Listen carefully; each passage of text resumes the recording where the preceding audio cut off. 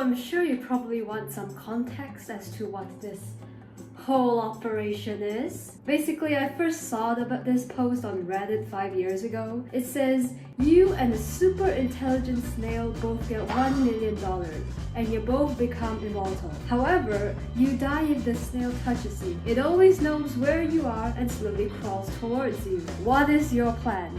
Now, this question became super popular on TikTok again a few weeks ago, I think. And after I saw the first video about it, I couldn't help but just lie there on my bed thinking what I would do. I actually planned out an entire scenario on how I would defeat this imaginary snail. And I thought I might as well share my wisdom. I would have done a PowerPoint presentation, but I don't have a projector. What I do have is a bunch of unused notebook papers from my old school books. I graduated, so we have a bunch of spare ones and it feels like a waste to throw it all away. So might as well use it for this in-depth research. So number one on how we are going to defeat this snail. Cement. So I'm assuming as long as the snail doesn't touch you physically at any part of your body, you're going to be safe.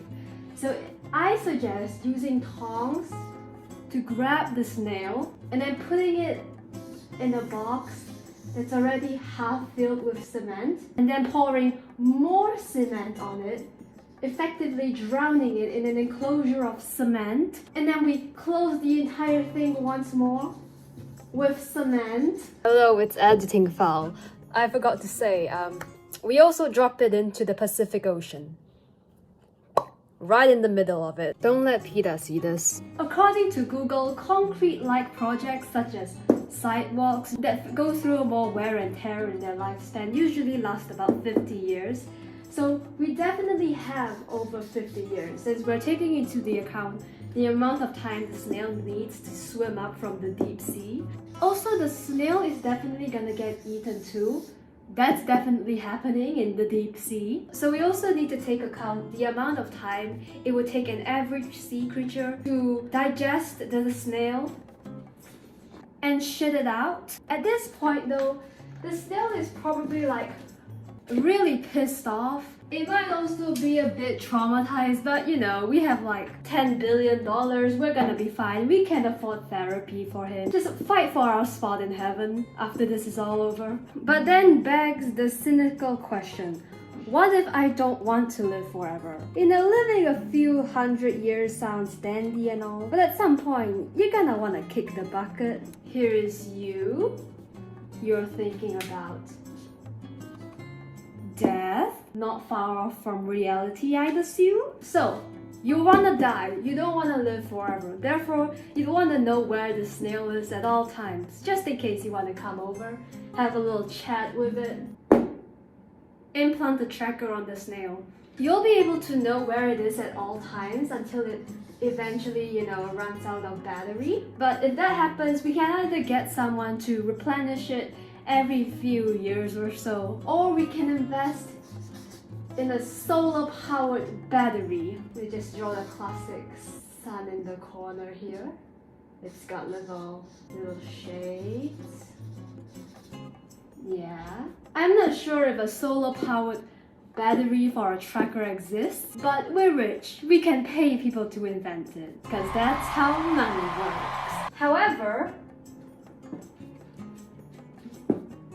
if you really want to die, you can just like boop, boop, boop, hop on over to where the snail is and high-five it really hard. Now, the flaw of this idea is that this snail is super intelligent, so we don't really know what he's up to. We don't know what he's dealing with here. The concrete thing stops it through sheer force and torment, but this more ethical practice may result in the snail learning how to implant the tracker on another snail, a decoy snail, throwing us off balance and letting our guard down. So according to my thorough research,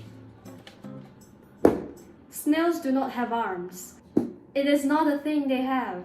But what our little snail friend here can do is rub itself on the rocks, removing the tracker through the grit and then setting it aside on the rope so that another snail can come across it and it will stick to that other snail's mucus effectively leading us with a decoy snail instead. See, I tried to make it obvious that this was a decoy snail by giving it a bow tie and genuine joy. But then I thought that wasn't enough, so I also colored in the shell. This is a very well planned out research. And thus, between the option of actual physical and mental and emotional and probably spiritual torment, or this more ethical yet risky practice, I suggest that we do both. We do both of it. Hello, it's editing file again. I forgot the part where the snail would also get $1 million, so I reckon we just solve it right now. So here's what you do about the snail's $1 million. We snatch it away from it. What's it going to do? Try to snatch it back? With what limbs? The snail has $1 million, well now I have 2 million. And now, my next idea.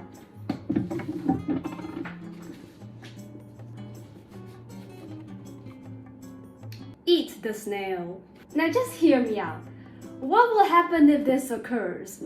Now see, obviously you can't eat the snail yourself, but if you were to lure an unassuming French person in with this bad cover of the Ratatouille soundtrack,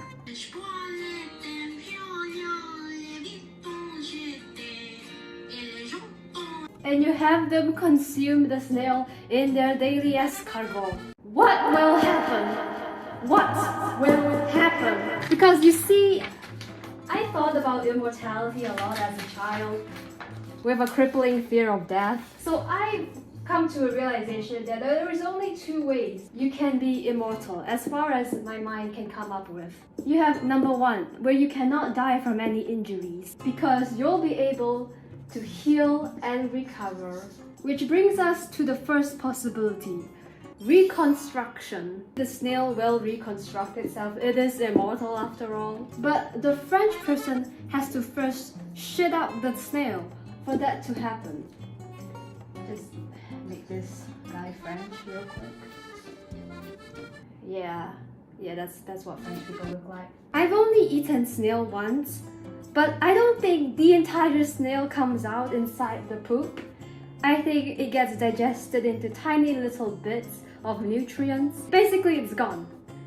The snail is gone.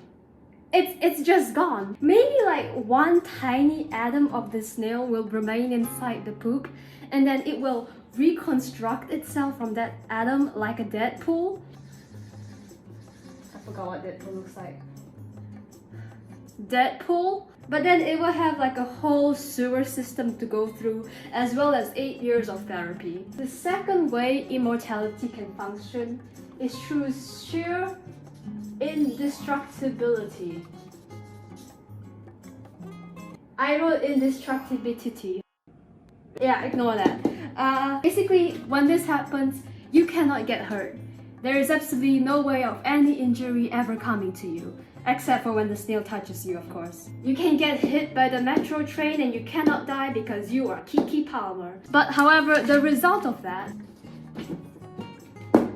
an extremely graphic scene of the snail chewing its way out of the French person's body. Like the scene from Aliens. It's not going to die in the stomach, the acids aren't going to hurt it. It's there forever. It's just slowly chewing its way in your stomach lining, waiting for its moment of revenge. The French person's dead for sure. And the snail has gained a new fond taste for blood. So I'm not really sure if this is the outcome that we want. This doesn't really have anything to do with defeating the snail though. I'm just really curious what will happen if you eat it. With that being said, I ran out of unused notebook paper, so this is the end of the video. It's pretty quick because I'm working on a longer video later on. Oh wait, but just one more thing before you go.